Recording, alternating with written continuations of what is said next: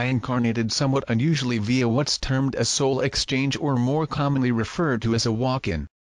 It's where two souls exchange places, within a fully fledged human being, by sacred agreement. It frequently happens during a near-death experience but isn't limited to that. What is the nature of this and why does it happen? I believe more souls than one might imagine have incarnated this way, and it can be extremely challenging to understand and integrate, which is why I feel to bring light to it. My purpose is to support and help. It may be that you have a particular purpose here to fulfill. In some ways, everyone is a soul exchange. I should begin by saying to those of skeptical mind about the process, consider that in some ways, all souls are walk-ins. It's just that most walked in between conception and birth. Your mother grew your vehicle for you, and animated it with her own soul, until sometime before birth, handed it over to you, and at birth, withdrew her own soul. So it might be said, that the process of giving birth itself, is a soul exchange. However, what I'm specifically referring to in this exploration, is where the soul exchange happens in a fully mature being. An allied yearning. A true soul exchange often happens during a near-death experience, for me, during a life-threatening car crash for example. It is crucially important to say, this is in no way a possession.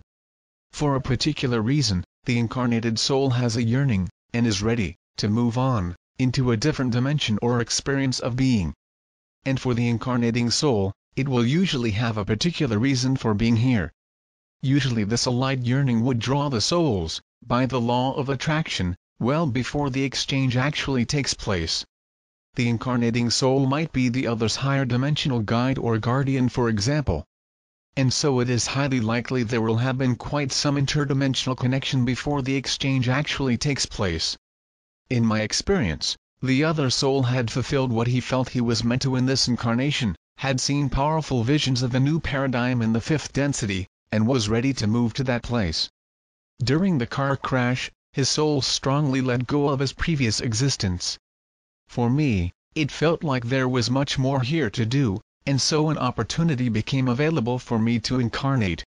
I put the gender in quotes, because strictly speaking, a soul is genderless. Why would a soul choose to come into a fully grown human vehicle? Why do soul exchanges happen? If a soul is already reasonably evolved, incarnating into this place as a baby can be pretty dangerous. The light of the soul begins to emerge at an early age, which can single that person out in a judgmental, misunderstanding and often quite brutal world.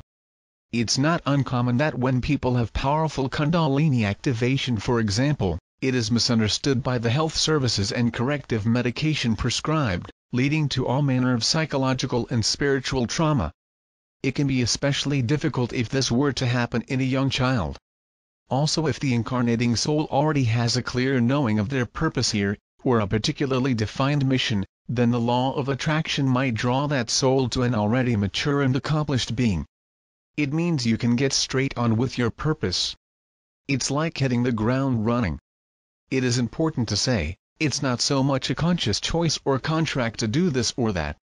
The law of attraction draws compatible souls together like a magnet, and given the right circumstances and situation, souls could exchange places. So you could call it a sacred agreement because it only happens by total acceptance between souls. But it is not prearranged, not premeditated. How to know if a soul exchange has taken place? I would say soul exchange is more common than one might think.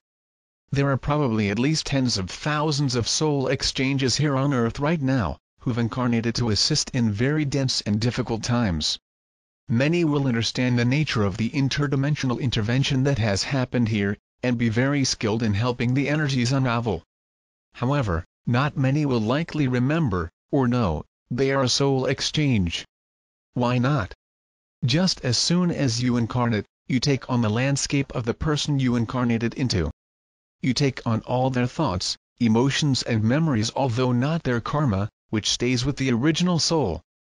It's like your consciousness animates previous memories and ideas, which can strongly feel as if they were your own. However, this previous history won't feel completely right to a soul exchange. They'll feel somehow strangely distanced from it. The personality will likely change quite strongly, and the soul exchange will likely feel quite distanced from biological family, which has happened for me. This can make it extremely challenging for the soul exchange in the family. You might feel to pull away, to express differently, to realign authentically, and you'll be aware of the pain to others this might cause. Yet you still feel you have no choice but to be you and to express you. During the soul exchange process, I can recall many instances where I felt to be existing in two different places at once, an incredibly peculiar experience. It could be easily diagnosed as split personality, multiple personality, or bipolar disorder. But this is not nearly the same. The conditions described usually happen where one soul fragments into different personality identity filters, but usually, only one personality is expressing in any one moment. For a soul exchange, as the exchange is happening, they will literally feel two streams of conscious experience passing through body and mind simultaneously.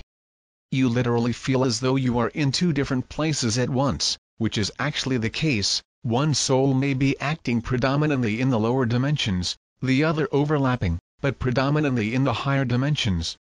And soul exchange doesn't necessarily have to happen in an instant. For me, the transition actually took several years to complete.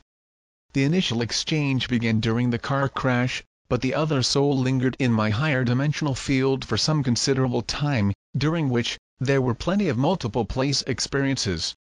It's quite a head spin to integrate. The general indications that soul exchange may have happened to you are: sudden change of personality around a dramatic, or near-death, experience, a strange sense of distancing from biological family which causes pain. You have powerful emotive memories of the previous soul's life, yet you feel strangely distanced from it, feeling as if you're in two places simultaneously during the process of exchange. A soul exchange will likely have two different, visible auras for some considerable time during the changeover, as happened for me. Synchronicities clearly messaging that you're a soul exchange. How to integrate a soul exchange? The greatest challenge of a soul exchange is being drawn into the life of the former being, taking on their personality, and thus being limited by the old landscape, the old consciousness.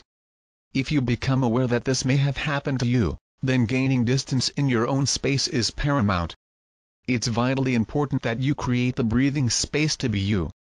This might mean creating a sacred space in another part of the house, or in many cases, taking up an entirely new living space altogether. You have to work to leave the old consciousness behind, to infuse your new soul vibration through your being. Then you can transform the personality vehicle to be more aligned with your authentic beingness. It will become vitally important that you begin to associate with those people who resonate more on your vibration, those who help remind you of who you really are, in a feeling sense. If you become clear that you are a soul exchange, it's important to let go of the past, to let go of the old landscape. You may feel to change your name, for example, to one which is more commensurate with your core vibration.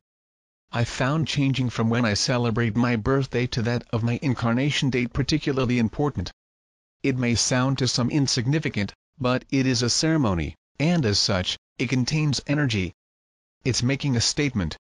It's now time to celebrate the new you, and to live that special purpose. If you recognize yourself as a soul exchange, it's time to step out and express, to be fully you. No matter what others might think or say. It does not serve you to be small, to be apologetic for your slightly unusual circumstances. You'll likely be pretty clear about why you're here and what you have to do. You may be a maverick, a pathfinder, or a way shower. Your mission might seem way out there, off the landscape of the ordinary, too far out to be generally accepted. It doesn't matter.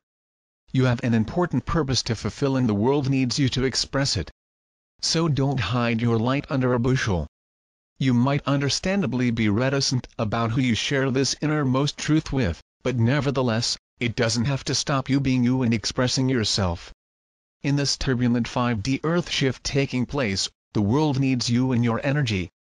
Let's see your light. Namaste.